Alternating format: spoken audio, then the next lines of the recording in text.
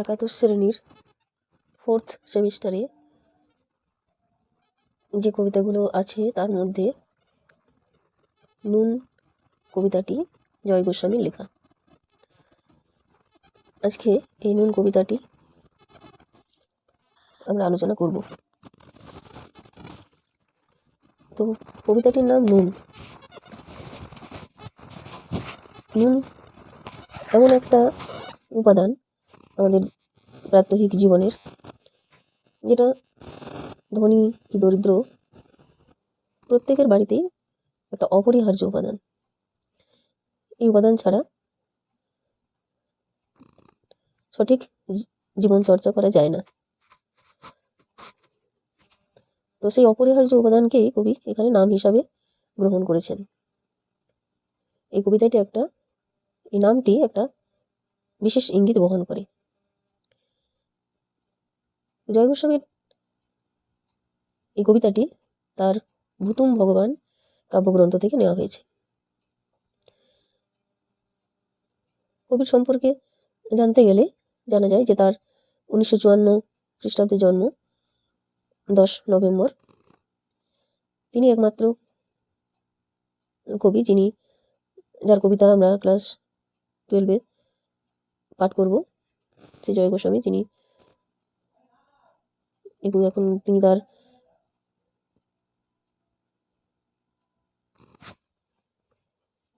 এই কবিতাকে ভূতুম ভগবান কাব্যগ্রন্থের অন্তর্ভুক্ত করেছেন। তার আরও অনেক কাব্যগ্রন্থ রয়েছে, যেমন ঘুমন্ত ঝাউ গাছ, রত্নজীব, ঘুমিয়েছো, ঝাউ পাতা ইত্যাদি। সাহিত্য একাডেমি পুরস্কারে সম্মানিত হয়েছে তার যে কাব্যটি, সেটি হচ্ছে পাগলি তোমার জন্য। তো আমরা ভূতুম ভগবানের অন্তর্গত নুন কবিতাটি বিষয়বস্তুটা জানার চেষ্টা করি।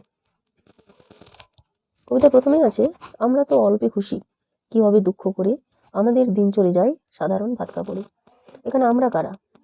আমরা হচ্ছে দিন আনা দিন খাওয়া মানুষ, খুবই সাধারণ মানুষ। তারা কিভাবে দিন কাটায় না, তারা অল্পেই খুশি, দুঃখ দ্বারা থাকে না, তাদের একটা মানসিক প্রশান্তি তাদের মধ্যে থাকে, হাহাকার থাকে না। এরা তারা অল্পতেই খুশি এবং তারা সাধারণ জীবনযাপন করে, সাধারণ ভাত কাপড় দিয়ে দিন যাপন করে। পরের লাইনে বলেছেন, চলে যায় দিন আমাদের অসুখে ধার দেনাতে, রাত্রিরে দুভাই মিলে টান দি গঞ্জি গাতে।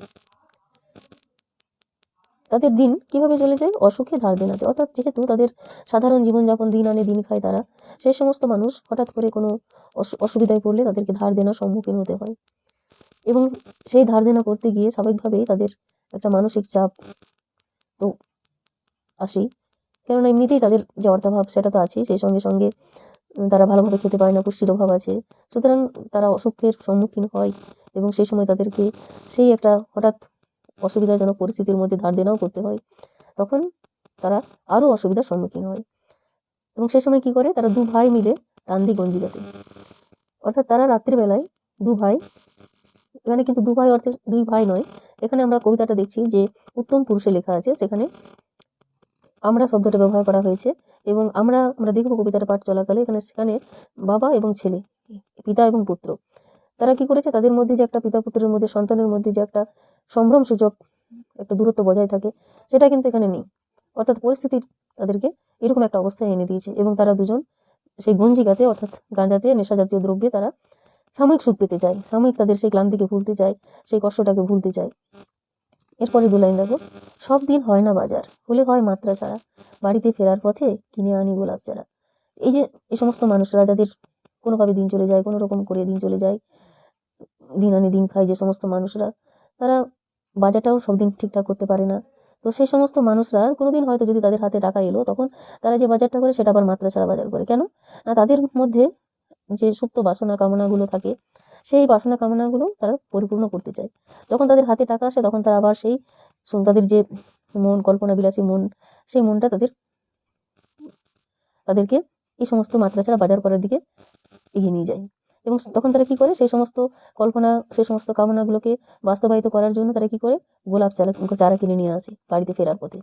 কেননা তাদের তো স্বপ্ন দেখতে কোনো মানা নেই, কেননা তারা তো দিন আনে দিন খায় ঠিকই, কিন্তু তাদের যে একটা সুপ্ত বাসনা থাকে, কামনা থাকে, সবাই চায় সুন্দরভাবে জীবনযাপন করতে, স্বচ্ছন্দে জীবনযাপন করতে, কিন্তু পরিস্থিতি তাদেরকে সেইভাবে থাকতে দেয় না, তাদের সুপ্ত কামনা বাসনাগুলোকে পরিপূর্ণ হতে দেয় না। সুতরাং তাদের যে সুখ স্বপ্ন সেটা অবদমিত থাকে, এবং যখনই হাতে টাকা আসে তখন তারা সেই অবদমিত সুখ স্বপ্নগুলোকে বাস্তবায়িত করতে চায়। তখন তারা মাত্রা ছাড়া বাজার করে, এবং সেই বাজার করার সাথে সময় তারা গোলাপ চারাও কিনে নিয়ে আসে। কিন্তু পুতবো কোথায়? ফুল কি হবেই তাতে? সে অনেক পরের কথা, টান্দি গঞ্জিগাতে। অর্থাৎ তারা গোলাপ চারা তো কিনে নিয়ে এলো, কিন্তু পুতবে কোথায়?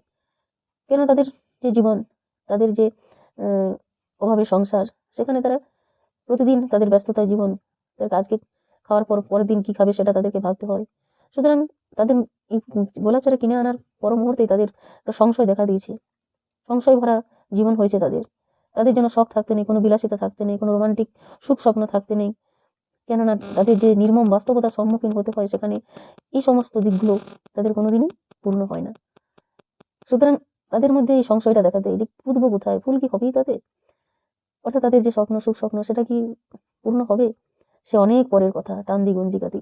সেগুলো ভাবতে গিয়ে যেন তাদের কোথায় যেন সেই সূত্রটা যেন ছিন্ন হয়ে যায়। তখন আবার তারা এই গঞ্জিকাতে টান দিতে শুরু করে। আবার তারা সেই সাময়িক সুখে, যখন তারা তার মনের প্রশ্নের সদুত্তর পায় না, তখন তারা আবার যেন নেশার প্রতি আসক্ত হয়ে যায়। আমরা তো এতেই খুশি, বলো আর অধিক কে চাই? হেসে খেলে কষ্ট করে আমাদের দিন চলে যায়। যেটুকু তাদের আছে, যেটুকু তারা প্রতিদিন চর্যার জন্য যেটুকু তারা জোগাড় করে, কিন্তু অতিরিক্ত তারা কিছু চায় না। কোনো রকমভাবে হেসে খেলে তাদের যে দিন চলে যাওয়া, তাতেই যেন তারা খুশি, তারা অধিক যেন চায় না। মাঝে মাঝে চলেও না দিন, বাড়ি ফিরি দুপুর রাতে, খেতে বসে রাগ চড়ে যায়, নুন নেই ঠান্ডা ভাতে। প্রতিদিন যে একটা তাদের চাহিদা, সেটা ঠিকঠাক চলে গেলে তারা অতটা চিন্তান্বিত হয় না। কিন্তু দেখা যায় সেই দিন আনা দিন খাওয়ার মধ্যেও মাঝে মাঝে এমন দিন দেখা যায় যখন তাদের দিন চলে না, মাঝে মাঝে চলেও না দিন। কিভাবে বাড়ি ফিরি দুপুরাতে কাজ না পেয়ে তারা অবসাদগ্রস্ত হয়ে কি করে বাড়ি ফিরে আসে কাজ না পেয়ে, এবং এসে কি দেখে যে তাদের ঠান্ডা ভাতে নুন নেই। তখন তারা প্রচণ্ড খিদের মধ্যে, কাজ না পেয়ে একটা মানসিক অশান্তির মধ্যে বাড়িতে ফিরে এসে যখন দেখে যে ঠান্ডা ভাতে নুন নেই, তখন তাদের মাথা প্রচণ্ড রাগ উঠে যায় তাদের। রাগ চড়ে আমার মাথায় আমি তার মাথায় চড়ি, ভাববেটা দোহাই মিলে সারা পাড়া মাথায় করি। এবার প্রচণ্ড যে চিৎকার, অভাবের সংসারে যেন একটা প্রতিনিয়ত তাদের একটা কি বলবো পারিবারিক চিৎকার শুরু হয়ে যায়, এবং বাপ বেটা দুভাই মিলে সারা পাড়া মাথায় করে, অর্থাৎ তাদের মধ্যে সম্ভ্রম সূচক দূরত্ব ভুলে গিয়ে তারা দুজন মিলে চিৎকার চেঁচামেচি করতে থাকে, যেখানে সারা পাড়া অর্থাৎ সবাই তাদের সেই চিৎকার শুনতে পায়। করি তো কার তাতে কি, আমরা তো সামান্য লোক, আমাদের শুকনো ভাতে লবণের ব্যবস্থা হোক। কিন্তু তাদের যে এরকম অবস্থা, সেই অবস্থার মধ্যে কারো যেন কিছু এসে যায় না, কেননা তারা আমরা তো সামান্য লোক, অর্থাৎ তাদের এই কষ্টের মধ্যে, তাদের এই বিভিন্ন রকম অসুবিধার মধ্যে কেউ কিন্তু এগিয়ে আসে না, কেননা তারা সামান্য লোক। এবং কবি এখানে সমস্ত সাধারণ মানুষের প্রতিনিধি হয়ে পারিপার্শ্বিক মানুষের কাছে, প্রতিবেশীর কাছে, রাষ্ট্রের কাছে এবং ধনী ব্যক্তিদের কাছে যেন তার একটা আবেদন ছুড়ে দিয়েছেন, একটা খোলা চিঠি লিখেছেন যে আমাদের শুকনো ভাতে লবণের ব্যবস্থা হোক। এখানে তিনি নুন বলেননি, বলেছেন লবণ, অর্থাৎ পোশাকি শব্দটাকে তিনি চয়ন করেছেন। এতে যেন ধনী সম্প্রদায়ের মধ্যে রাষ্ট্রের কাছে তার যে আবেদন, তথা ভদ্র সমাজের কাছে, ভদ্র শ্রেণীর কাছে তার এই যে বার্তাটা তিনি পৌঁছে দিতে চেয়েছেন, এবং সেই জন্যই তিনি এই পোশাকি ভাষার যে শব্দ সেটা ব্যবহার করেছেন। তো আমরা তাহলে এই যে কবিতাটার মধ্যে দেখতে পাচ্ছি যে কবি সমব্যথী হয়ে, সমস্ত সাধারণ মানুষের প্রতিনিধি হয়ে তিনি এই কবিতার যে নুনটা যে অপরিহার্য, এই সমস্ত সাধারণ মানুষদের যেখানে একটা স্বচ্ছন্দ জীবন পাওয়ার সবার একটা অধিকার আছে, সেখানে তাদের নুনেরও ব্যবস্থা নেই, তারা নুনও পায় না হাতে, পঞ্চব্যঞ্জন তো দূরের কথা।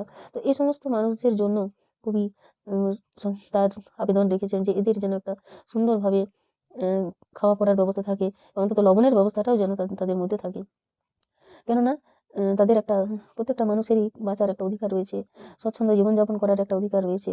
কিন্তু কিছু মানুষের শোষণ পীড়নে তাদের একটা অসহায় যে অবস্থার সৃষ্টি হয়, তখন তাদের মধ্যে একটা স্বাভাবিক জীবনযাত্রা ব্যাহত হয়, এবং সেটা যেন না হয়, তারা যেন ঠিকঠাকভাবে সুন্দরভাবে জীবনযাপন করতে পারে, এবং প্রত্যেকে যেন সেই